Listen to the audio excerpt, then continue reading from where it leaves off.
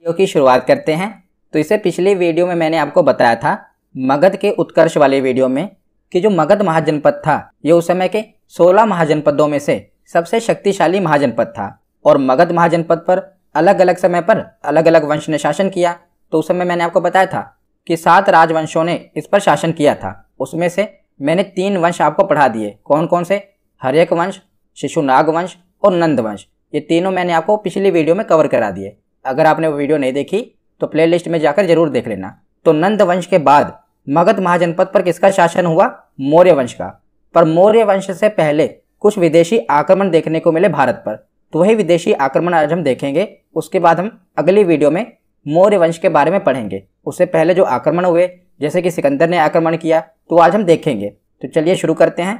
तो भारत के पूर्वी क्षेत्र में जो मगध है एक शक्तिशाली महाजनपद था और इसने अपने अगल बगल के छोटे राजाओं को हराकर भारत के पूर्वी क्षेत्र में तो राजनीतिक स्थिरता ला दी थी। मैंने आपको बताया ना पिछली वीडियो में कि जो मगध था इसने अपने अगल बगल के क्षेत्रों में आक्रमण करके उनको अपने साम्राज्य में मिला लिया था और पूर्वी क्षेत्र में देखा जाए तो एक प्रकार की राजनीतिक स्थिरता आ गई थी। पर जो भारत का पश्चिमोत्तर वाला क्षेत्र है यानी कि ये वाला क्षेत्र, यहाँ पर राजनीतिक स्थिरता नहीं थी और यहाँ पर छोटे छोटे राजाओं का शासक था जो कमजोर शासक थे, जिसके कारण विदेशी आक्रमणकारियों ने पश्चिमोत्तर क्षेत्र पर ही आक्रमण किया। और वैसे भी देखा जाए तो भारत के देखिए उत्तर में हिमालय है, वहां से तो कोई आक्रमण कर नहीं पाएगा। और नीचे की ओर देखें तो तीनों तरफ से भारत समुद्र से घिरा हुआ है और उस समय राजाओं के पास शक्तिशाली जल सेना तो होती नहीं थी। तो इस कारण जो भारत का ये वाला क्षेत्र है ना, पश्चिमोत्तर क्षेत्र, यहीं पर से विदेशी आक्रमण देखने को मिले हैं। क्योंकि जो भारत का पश्चिमोत्तर क्षेत्र था उस समय छोटे छोटे राजाओं का यहाँ पर शासन था और वो एक कमजोर शासक थे, जिस कारण विदेशी आक्रमणकारियों ने भारत के पश्चिमोत्तर क्षेत्र पर आक्रमण किया। तो किस किस ने आक्रमण किया था? तो 2 आक्रमण हुए थे, ईरानी आक्रमण और दूसरा है यूनानी आक्रमण।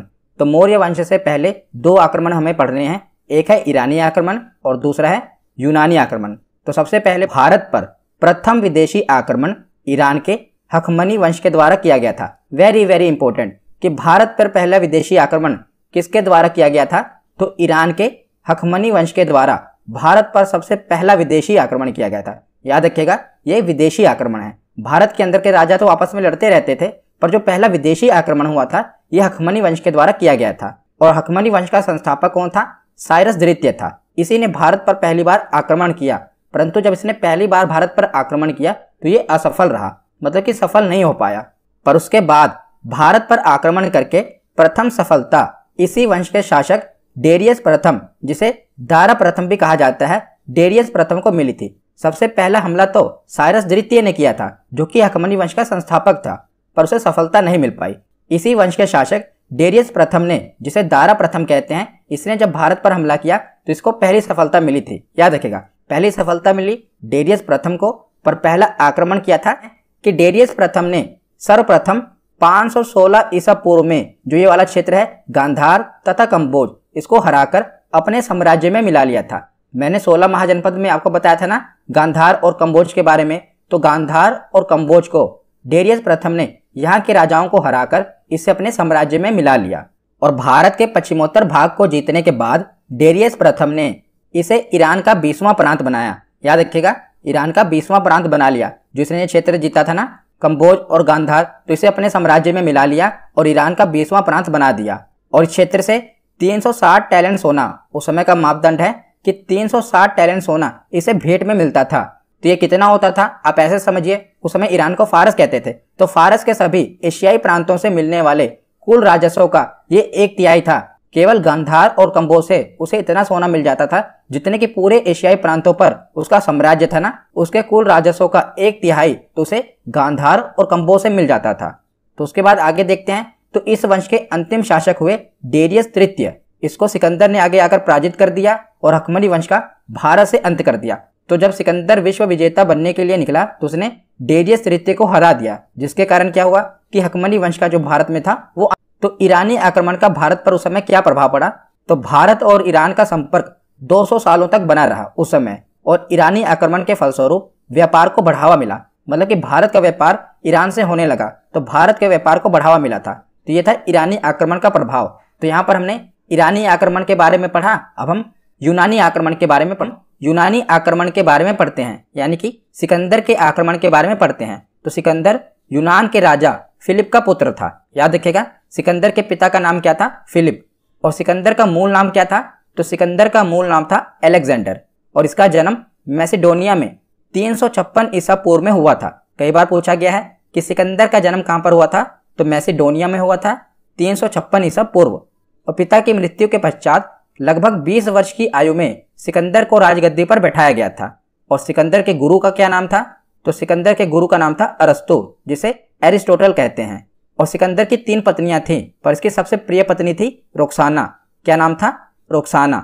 और सिकंदर के घोड़े का नाम क्या था? तो बुसेफेलस। ये मैंने आपको सिकंदर के बारे में बताया, जो कि 1 लाइनर एग्जाम में पूछ लिया जाता है कि बताइए सिकंदर के गुरु का नाम क्या था, सिकंदर के घोड़े का नाम क्या था। तो ये आपको याद होना चाहिए, एक बार रिवीजन कर लीजिए क्योंकि इंपॉर्टेंट है। तो यूनान के राजा फिलिप का पुत्र था सिकंदर, और सिकंदर का मूल नाम अलेक्जेंडर था। इसका जन्म मैसेडोनिया 356 ईसा पूर्व हुआ था, और 20 वर्ष की आयु में इसे राजगद्दी मिल गई। इसके गुरु का नाम अरस्तु था, प्रिय पत्नी का नाम रोक्साना था, और घोड़े का नाम बुसेफेलस था। तो उसके बाद आगे देखते हैं कि सिकंदर ने जब भारत के पश्चिमोत्तर भाग से आक्रमण शुरू किया तो सबसे पहले तक्षशिला के राजा अंबिक ने सिकंदर की अधीनता स्वीकार कर ली। तो जो तक्षशिला का राजा था उस समय अंबिक, वो बहुत ही डरपोक राजा था, और उसने क्या किया कि युद्ध से बचने के लिए सिकंदर की अधीनता स्वीकार कर ली। मतलब कि उसने सिकंदर से युद्ध ही नहीं किया, उसकी अधीनता स्वीकार कर ली। और सिकंदर को उसने यहाँ तक की मदद भी की कि भारत पर कैसे आक्रमण करना है, उसके लिए उसने सिकंदर की मदद की। तो उसके बाद सिकंदर आगे बढ़ा और उसने पंजाब, जो कि उस समय झेलम तथा चिनाब 2 नदियों के बीच का क्षेत्र था, और वहां के राजा थे पोरस, तो उसने पोरस पर आक्रमण किया। इनका क्षेत्र कहां पर था? तो झेलम और चिनाब नदी के बीच का क्षेत्र था, पोरस का वहां पर राज्य था। तो इस युद्ध को झेलम को उस समय वितस्ता नदी कहा जाता था, और यूनानियों ने इसे हाइडेस्पीज का युद्ध कहा है। याद रखिएगा, इस युद्ध को यूनानियों ने हाइडेस्पीज का युद्ध कहा है। तो कई बार एग्जाम में पूछा गया है कि हाइडेस्पीज का युद्ध किस किस के मध्य हुआ? तो पोरस और सिकंदर के मध्य हाइडेस्पीज का युद्ध हुआ। किस नदी के किनारे? झेलम नदी के किनारे। याद रखिएगा। तो उसके बाद देखते हैं, तो राजा पोरस ने सिकंदर के अपने राज्य पर आक्रमण करने पर उसका कड़ा प्रतिरोध किया। इन्होंने अंबिक की तरह उसकी अधीनता नहीं स्वीकारी, बल्कि इन्होंने कड़ा प्रतिरोध किया, और सिकंदर पोरस की बहादुरी से अत्यधिक प्रभावित हुआ तथा उसका राज्य वापस कर दिया। तो क्या हुआ? पोरस ने बहुत ही बहादुरी से सिकंदर की सेना का आक्रमण किया, पर बाद में क्या हुआ? तो जब सिकंदर के सैनिकों ने पोरस को बंदी बना लिया और पोरस को सिकंदर के आगे लेकर गए, तो सिकंदर ने पोरस से पूछा था कि बताओ मैं इस समय तुम्हारे साथ क्या करूं? तो पोरस ने उत्तर दिया था कि वही जो इस समय एक राजा को दूसरे राजा के साथ करना चाहिए। तो सिकंदर जो है वो पोरस की बहादुरी से बहुत ही प्रभावित हुआ, और उसने जो पोरस का राज्य लिया था ना, वो वापस कर दिया। पर सिकंदर ने पोरस से कहा कि तुम्हें इसके बदले में मेरी मदद करनी पड़ेगी आगे, क्योंकि आगे मगध बहुत ही बड़ा साम्राज्य था, उसे जीतने के लिए तुम्हें मेरी मदद करनी पड़ेगी। पर वैसे भी पोरस को उस समय बंदी बना लिया गया था, पोरस अपना साम्राज्य हार गए थे, तो उसने कहा कि तुम्हें मेरी मदद करनी पड़ेगी।